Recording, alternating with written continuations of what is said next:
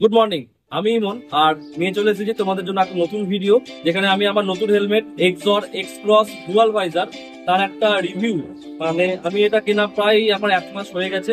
তো 1 মাস ইউজের পর আমি কেমন কি আমার লেগেছে এবং কি কি ভালো খারাপ রয়েছে এবং এর কিছু ফিচার সবকিছু তোমাদের সাথে আলোচনা করবো বলে আজকে এই ভিডিওটা করছি। তো যারা যারা নতুন হেলমেট হিসেবে XOR X cross dual visor কিনতে চাইছো, তো তাদের জন্য আশা করি এই ভিডিওটা বেশ ইনফরমেটিভ হবে। তো চলো বেশি আর কথা না বাড়িয়ে একদম ভিডিওতে যাই। তো ফার্স্ট এর কিছু ফিচার্স চলে আসছে। তো ফিচার্স নিয়ে বেশি আমি আলোচনা করতে চাইছি না, কারণ ফিচার্স তোমরা অনলাইনে বা যে কোনো প্ল্যাটফর্মে তোমরা ফ্রিলি সার্চ করলে জানতে পারবে। তাও আমি কিছু বলে দিই তোমাদের সুবিধার্থে। এই হেলমেটটা অ্যান্টি ফগ পিনলক 70 ইউজ করেছে, যেটা কিন্তু এজ টু এজ তোমাদেরকে ভিউ প্রোভাইড করবে। আর এছাড়াও এটা ডট ইসিই এবং আইএসআই তিনটেই সার্টিফাইড রয়েছে, যার জন্য কিন্তু তুমি এটা ইজিলি যে কোনো কান্ট্রিতে তোমরা এটা ইউজ করতে পারবে। তো ফিচার্স এর মধ্যে আরো একটা পয়েন্ট আমি বলি, এটাতে এই হেলমেটটা কিন্তু অনেক রকম কালার অপশন প্রোভাইড করে।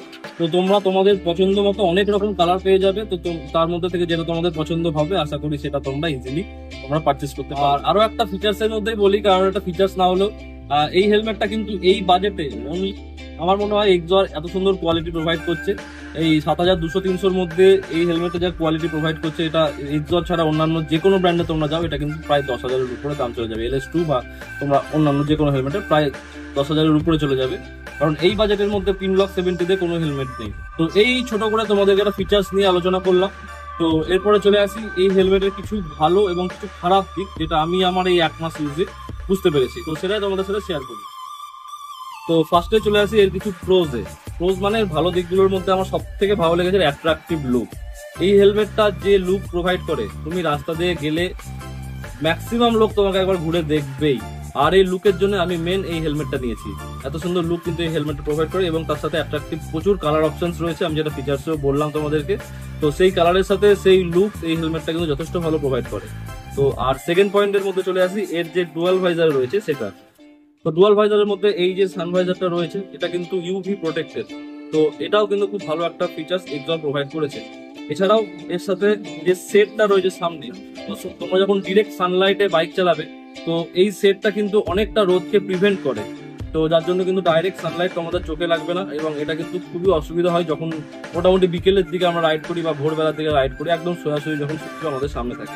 তো সেইটা থেকেও কিন্তু এই হেলমেটটা এখানে একটা তোমাকে প্রোটেক্ট করছে।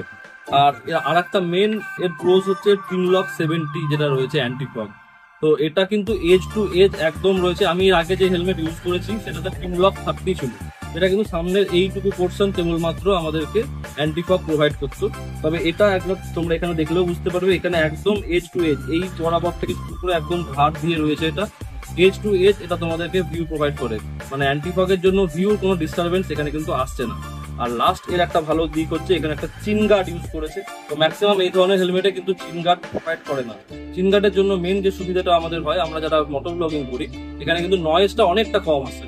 তো এইগুলো আমার এই হেলমেটে খুব ভালো লেগেছে। এছাড়াও তোমাদের যদি আরো অন্যান্য কিছু দিক ভালো লেগে থাকে তাহলে সেটা তোমরা কমেন্টে জানিও।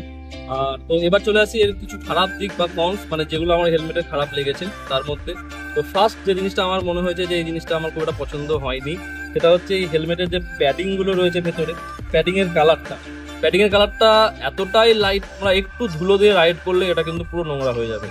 তো প্রতিদিন তো আমাদের পক্ষে হেলমেট ওয়াশ করা সম্ভব না। তো যে কোনো রাইডে যদি যাও, তো রাইড থেকে এসে প্যাডিংটা কিন্তু পুরো কালো হয়ে যাবে, এটুকু গ্যারেন্টি। এত লাইট কালার এখানে এক্সর ইউজ করেছে। সেকেন্ড যে জিনিসটা আমার খারাপ লেগেছে সেটা হচ্ছে এর ওয়েট। এই হেলমেটটার ওয়েট অনেকটাই বেশি, তোমরা সেটা হাতে নিলে এবং মাথায় নিলেও সেটা বুঝতে পারবে। তবে এর ওয়েট কন্ট্রিবিউশনটা বেশ ভালো, ওয়েটের জন্য এর আমার ঘাড়ে সেরকম কোনো অসুবিধা হয়নি বা ব্যথাও করেনি। তবে এই হেলমেটের ওয়েট 1600 গ্রাম রয়েছে এবং কাঁচের ওয়েট এক্সট্রা আলাদা। কাঁচ ছাড়া হেলমেটের ওয়েট 1600 গ্রাম, যেটা কিন্তু অনেকটাই হেভি ওয়েটের। আর লাস্ট যে জিনিসটা আমার খারাপ লেগেছে সেটা হচ্ছে এর প্যাডিং এর সামনের দিকে যে ফিটিংসটা রয়েছে সেটা কিন্তু একদম চাপা না।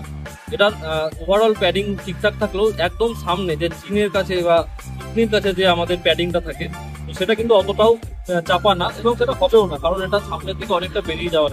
তো লুক পারপাস যদি তোমরা এটা ইউজ করতে চাও তোমরা ইউজ করতে পারো। তবে শুটিং এর জন্য যে টাইট ফিটিং হেলমেটটা প্রয়োজন সেটা কিন্তু এই হেলমেটটা অতটাও ভালো প্রোভাইড করে না। তো তো এই ছিল খারাপ ভালো সব নিয়ে আমার একটা এক্সর এক্স ক্রস ডুয়াল ভাইজারের রিভিউ। যদি ভিডিওটা তোমাদের ইনফরমেটিভ মনে হয় তো তাহলে প্লিজ ভিডিওটাকে লাইক করে দিও এবং চ্যানেলের সঙ্গে জুড়ে থাকো।